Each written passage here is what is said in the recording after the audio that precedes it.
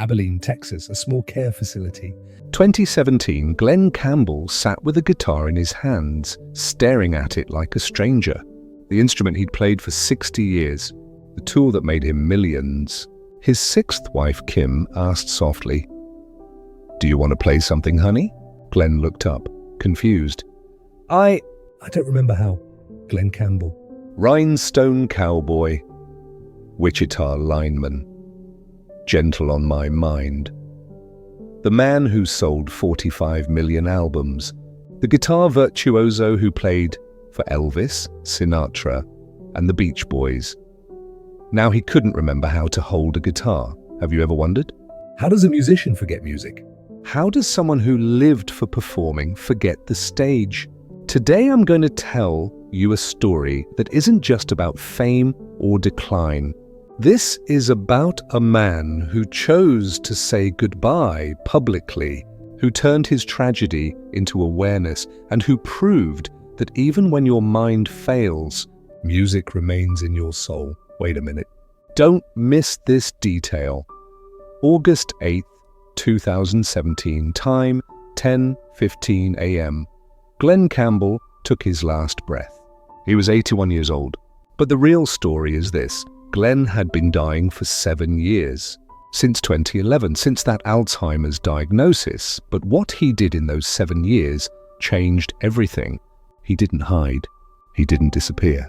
He went on a goodbye tour, 151 concerts, while forgetting, but the real story started much earlier. In 1936, in Arkansas, the boy from Billstown, April 22, 1936, Billstown, Arkansas. A tiny community so small it doesn't even appear on most maps. Glen Travis Campbell was born into extreme poverty. His father, Wesley, was a sharecropper. His mother, Carrie, was a homemaker. Glen was the 7th son in a family of 12 children, 7 sons. 7th child. In folklore, that meant magic, and Glen would prove there was something magical about him. But what they didn't know yet, the Campbell family was so poor they didn't have electricity until Glen was 7 years old. No running water. No radio until Glen was older. But they had something more valuable, music. Wesley Campbell played guitar. Simple country songs around the fire. And little Glen watched, mesmerized. At age 4, Glen picked up his father's guitar. It was almost bigger than him. Wesley expected him to make noise. Instead, Glen played a melody. Perfect. On the first try, Wesley's eyes widened. "Boy, how'd you do that?" Glen shrugged. I don't know, Daddy, I just heard it. This is exactly where everything changed. By age 6, Glen was performing at local gatherings. By age 8, he quit school to work in the fields and play music at night. Education or music? His parents asked. Music, Glen said without hesitation. I can feel it. I can't feel reading. It was a decision that would make him rich and famous. But it also left him unable to read music his entire career. He played everything by ear. At age 14, Glen joined his uncle's band, Dick Bills and the Sandia Mountain Boys. They played small venues in Wyoming and New Mexico, $5 a night, sometimes less. But Glen didn't care. He was playing. What you're seeing now is nothing. 1954, Glen was 18. He moved to Albuquerque, New Mexico, with his uncle's band. One night, a talent scout heard him play guitar. Not singing. Just playing. "Kid, you're better than anyone I've heard," the scout said. "You should go to Los Angeles. The session musicians there make real money, Los Angeles." Glen had never been out of the Southwest. LA might as well have been the moon. But in 1958, at age 22, Glen took $200 he'd saved and bought a bus ticket to Los Angeles. He arrived with a guitar, a suitcase, and a dream: Los Angeles. 1958, Glen Campbell walked into Western Recording Studio with his guitar. He'd heard they needed session musicians, players who could play anything, read charts, record fast. Problem: Glen couldn't read music. You haven't seen the biggest surprise yet. The session director handed Glen a complex chart. "Can you play this?" Glen stared at the paper. It looked like chicken scratches. I can't read that, the director frowned. Then how? Play it for me once, Glen interrupted. Just once. They played the melody. Once. Glen played it back. Perfect. Then added a harmony. Then added a counter melody. The studio went silent. Hire him, said the producer. Now. Glen Travis Campbell became part of the Wrecking Crew, the most famous group of session musicians in history. But what's really shocking, from 1958-1968, Glen Campbell played on hundreds of hit records. Most people have no idea who played guitar on Strangers in the Night, Frank Sinatra, Viva Las Vegas, Elvis Presley, Good Vibrations, The Beach Boys, Mr. Tambourine Man, The Byrds, Glen Campbell. All Glen Campbell.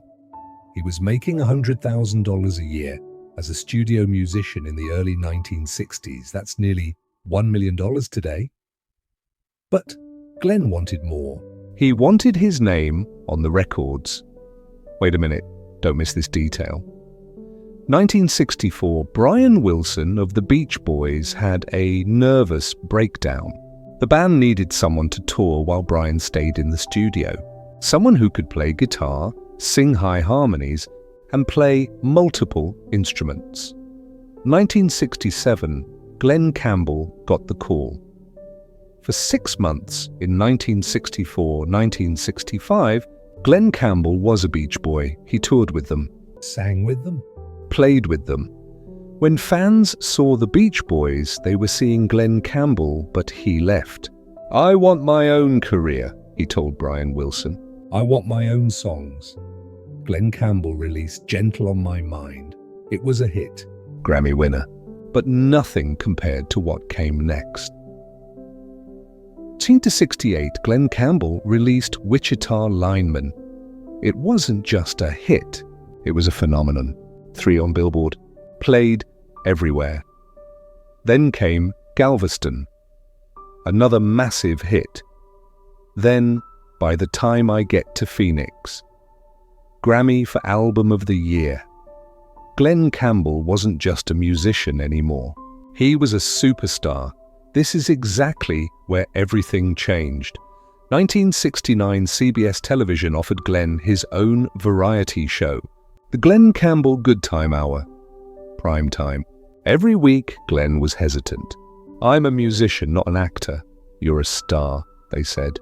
"Trust us." The show premiered January 29, 1969. It was an instant hit. For 3 years, 1969-1972, Glen Campbell was one of the biggest TV stars in America. Guests included Johnny Cash, Ray Charles, and even John Wayne.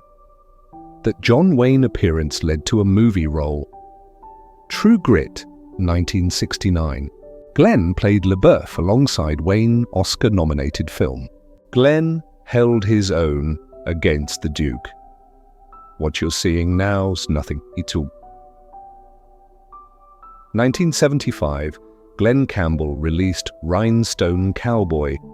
It became the song. #1 on Billboard for 3 weeks. 1 country. While 1 pop, or 1 adult contemporary. Million copies sold in the first year. Eventually, over 10 million worldwide. Glen Campbell became synonymous with Rhinestone Cowboy. Everywhere he went, people sang it, like a rhinestone cowboy riding out on a horse in a star-spangled rodeo. Glen was 39 years old, at the absolute peak of his career. But his personal life was chaos. You won't believe this. But Glen Campbell was married 4 times between 1955-1982. First wife, Diane Kirk, 1955-1959, 1 daughter. Second wife, Billie Jean Nunley, 1959-1976, 3 children. Third wife, Sarah Barg, 1976-1981. Son, fourth wife, McDavis's ex-wife, briefly, 1982. Affairs, addictions, alcohol, cocaine. Glen was a superstar on stage. A mess off stage, 9/18/1981, affair with Tanya Tucker. She was 21, he was 44, very public, very messy. Glen's career began to slide. Country music was changing. Pop was changing. Glen seemed stuck in the 1970s, but then in 1982, everything changed again. October 1981, Phoenix, Arizona. Glen Campbell was performing at a club. In the audience was Kim Woolen, 22 years old, Radio City Rockette dancer. After the show, she came backstage. "Mr. Campbell, I'm a big fan." Glen looked at her. Something was different. She wasn't starstruck. She was genuine. They talked for hours. Wait a minute, don't miss this detail. Glen was 45, Kim was 22, a 23-year age gap. Everyone said it wouldn't last. Another affair, said the tabloids. But they were wrong. October 25th, 1982. Glen and Kim married in North Carolina. Small ceremony. Family only. And Kim did what no one else could.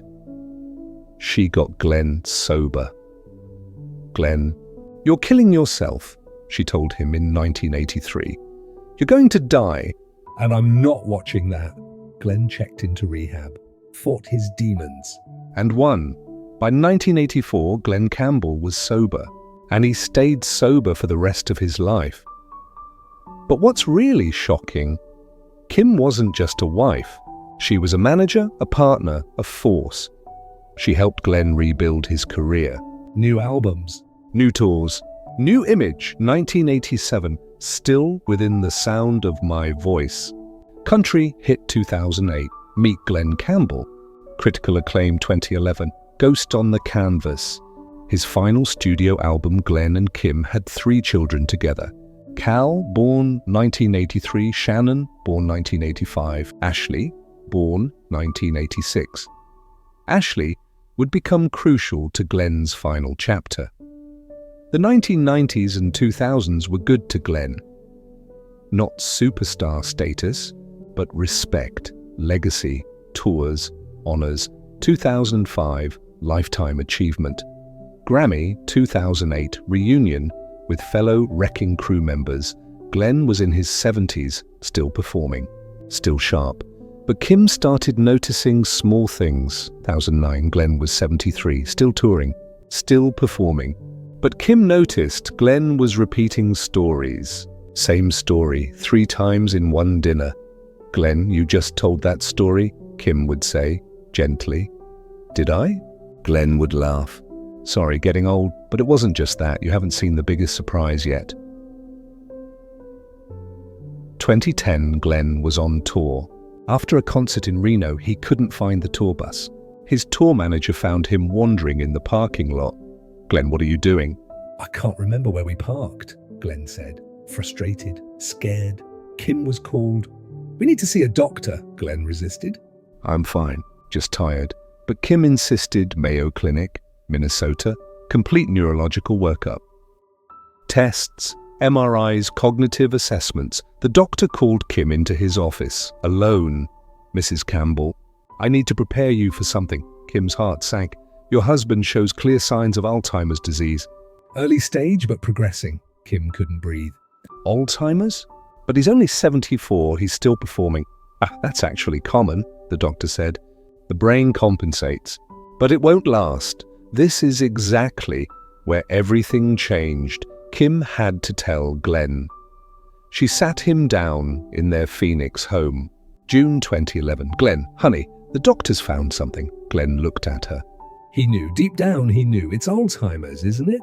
he said quietly. Kim nodded, tears streaming. Glen was silent for a long time. Then, "How long do I have?" "They don't know." "Could be years. Could be longer." Glen stood up, walked to his guitar, picked it up, played a few chords. "Then we better make them count." June 22nd, 2011, Glen Campbell held a press conference. Kim, his children, and his bandmates stood behind him. Glen's hands trembled as he read from a paper. "I've been diagnosed with Alzheimer's disease. It's been a rough couple of months, but I'm going to keep playing as long as I can."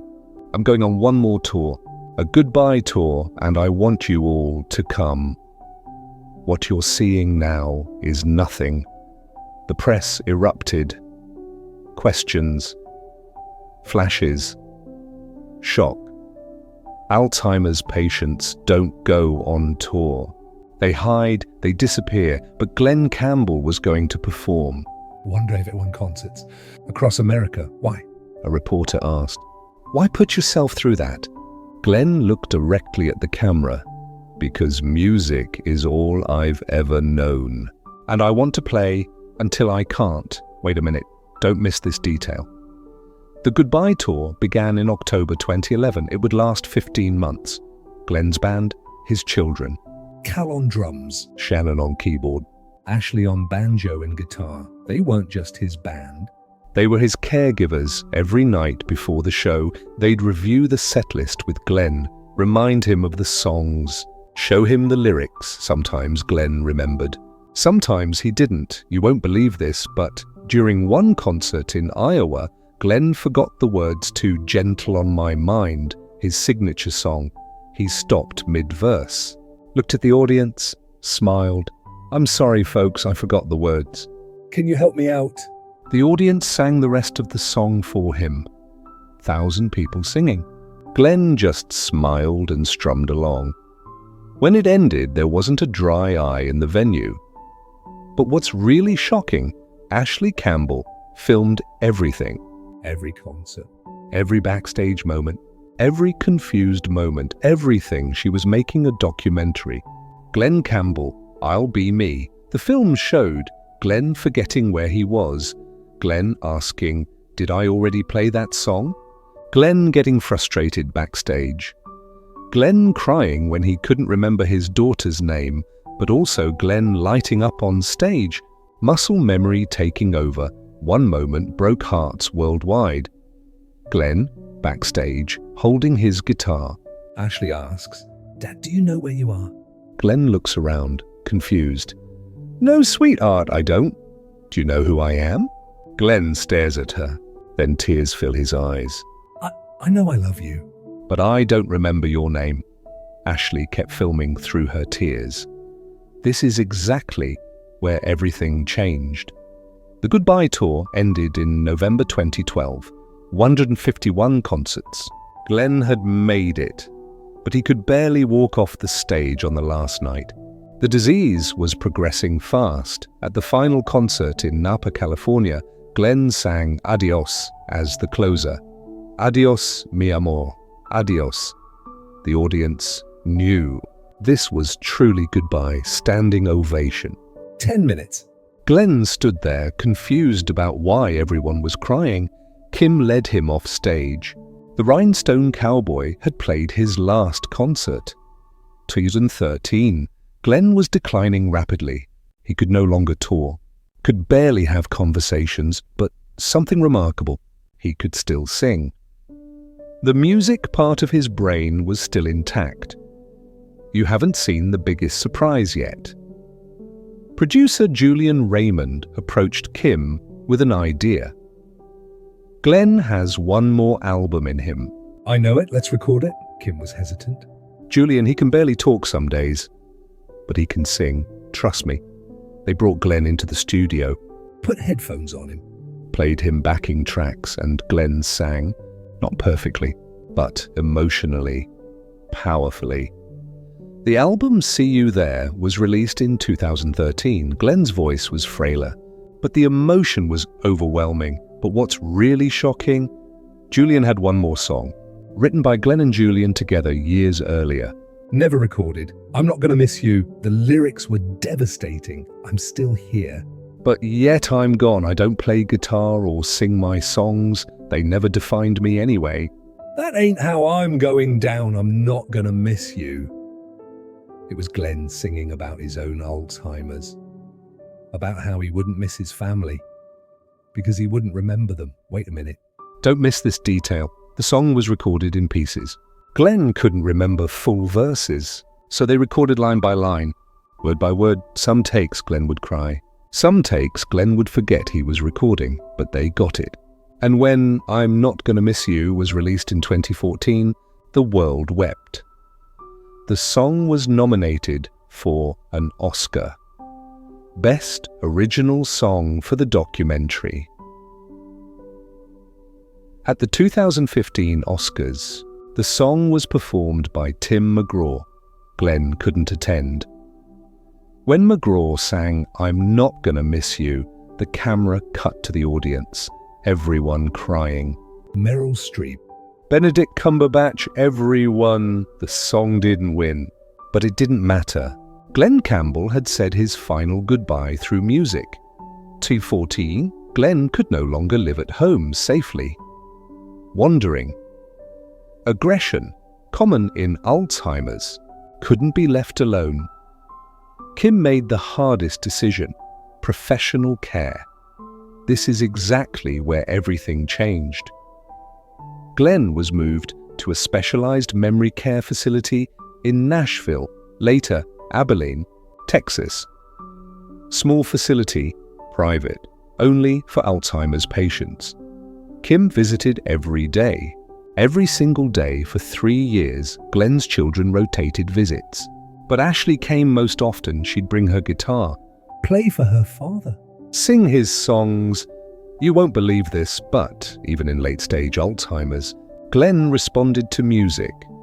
Ashley would play Rhinestone Cowboy. Glen's foot would tap. She'd sing Gentle on My Mind. Glen would hum along. He didn't know who she was, but he knew the music. Nurses reported Glen was calmest during music therapy, most agitated when the music stopped. Music was literally keeping him connected to life. What you're seeing now is nothing. 2015, 2016, Glen rarely spoke. When he did, it was fragmented, where I play something. Music. Gone. He didn't recognize Kim most days. didn't recognize his children. One day, Kim brought a guitar into his room. Put it in his hands. Glen stared at it. Like it was the first time he'd seen one. What is this? It's a guitar, honey. You play guitar. Glen's fingers touched the strings, no chords. Just random plucks. The man who'd played guitar for 70 years no longer knew what it was. Kim left the room and sobbed. But what's really shocking, Glen's brother said in an interview, the saddest thing was watching Glen forget music. That was his whole life. When the music left, Glen left. 2017, Glen could no longer walk, could no longer feed himself, barely responsive. He'd been in the care facility for 3 years. His body was failing. Kim knew the end was close. She gathered the children. Say your goodbyes. One by one, they came. Ashley brought her guitar one last time, played Gentle on My Mind softly. Glen's eyes were closed, but his lips moved slightly, like he was singing along in his mind. You haven't seen the biggest surprise yet. August 7th, 2017, Monday evening. Glen's breathing became labored.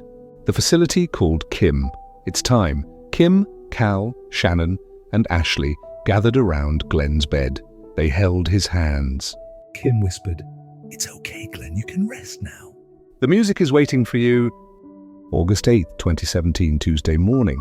10:15 a.m., Glen Travis Campbell took his last breath. Kim was holding his right hand. Ashley was holding his left. The room was silent except for soft guitar music playing from a speaker. Wichita Lineman, Glen's favorite. As the song played, Glen's heart stopped. The Rhinestone Cowboy had ridden into the sunset. When the door opened, what they saw, the doctor came in, checked vitals, looked at the family. I'm sorry, he's gone. Time of death, 10:15 a.m., cause Alzheimer's disease complications. Glen Campbell was 81 years old. He'd battled Alzheimer's for 6 years since diagnosis, likely longer undiagnosed. Kim didn't cry immediately. She just stared at her husband of 35 years. Then she leaned down and whispered in his ear, "Thank you for the music, baby. Thank you for everything, Ashley was sobbing. He's finally free. The music is back. Conclusion. The legacy of the singing cowboy what killed Glen Campbell. Official cause, Alzheimer's disease complications, respiratory failure. Real cause, Alzheimer's. It took 6 to 10 years to destroy his brain completely. Glen's brain was donated to science. The Bannerson Health Research Institute studied it. Findings: severe Alzheimer's pathology throughout the hippocampus and temporal lobes. Remarkable, the areas of the brain associated with music were among the last to degenerate. This explained why Glen could still respond to music long after he forgot. Language? You won't believe this. But doctors studying Glen's brain said music memory resides in different neural pathways than other memories. In many Alzheimer's patients, musical memory is preserved the longest. Glen Campbell's brain proved this scientifically.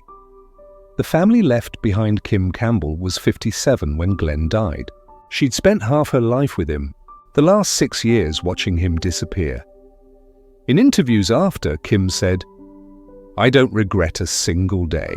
Glen taught me about love, courage, and how to face the impossible with dignity." Ashley Campbell continued her music career.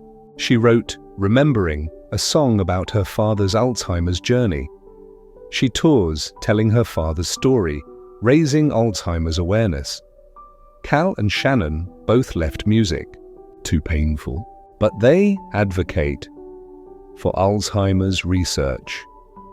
This is exactly where everything changed.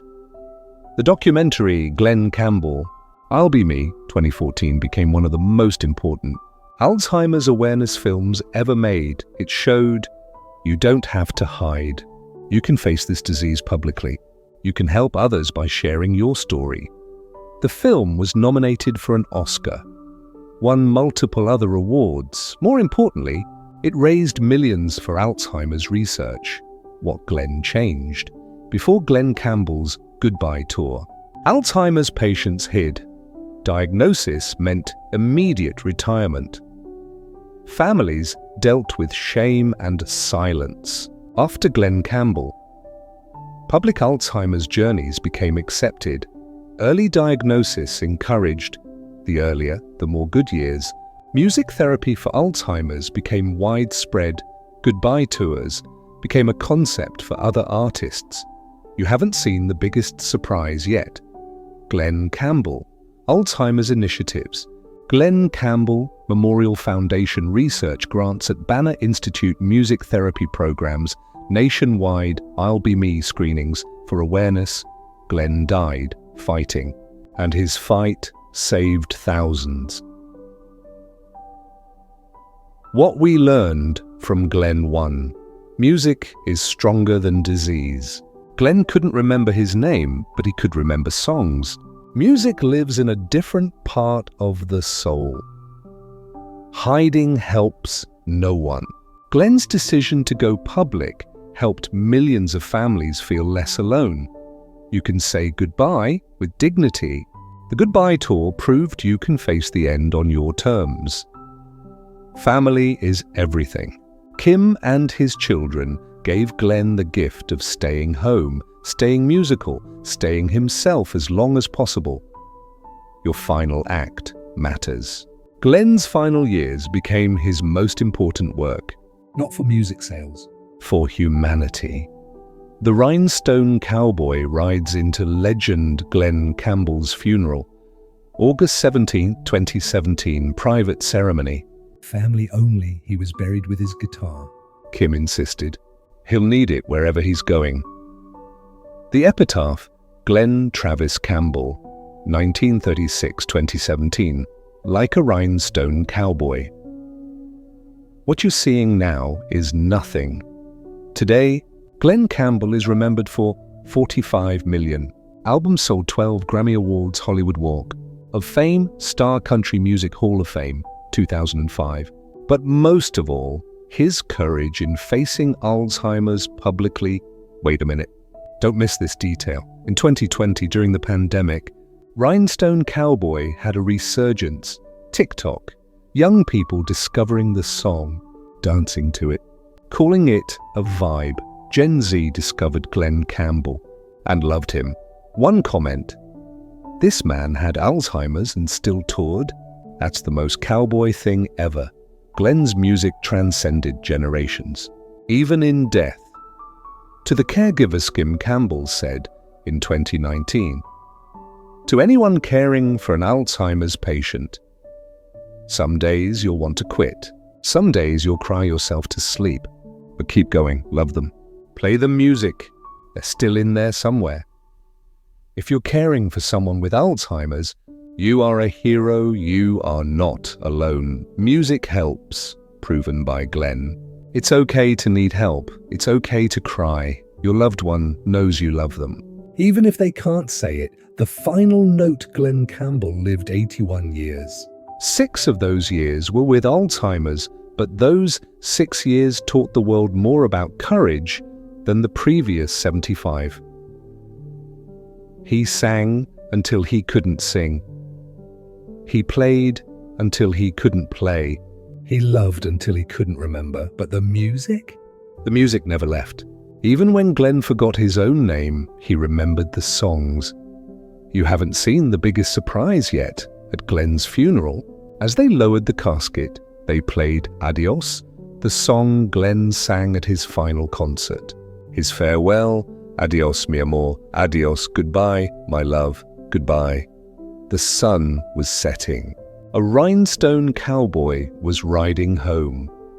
Rest easy, Glen. The music plays on. Subscribe to Nursing Home. This was Glen Campbell's story. Courage, music, goodbye with dignity. Subscribe to Nursing Home channel, because every legend has a final song. Every cowboy has a last ride. Every star has a sunset, and these stories deserve to be told. Which legend's final chapter do you want next? Comment below. The decision is yours, because when the music stops, what remains? Glen Campbell gave us the answer: love, courage, and a melody that never dies.